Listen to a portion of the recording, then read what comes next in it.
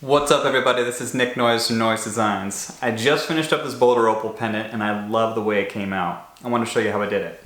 Stick around to the end too. I got a tool right over here that I use all the time that people ask me about in just about every video I post. See you then.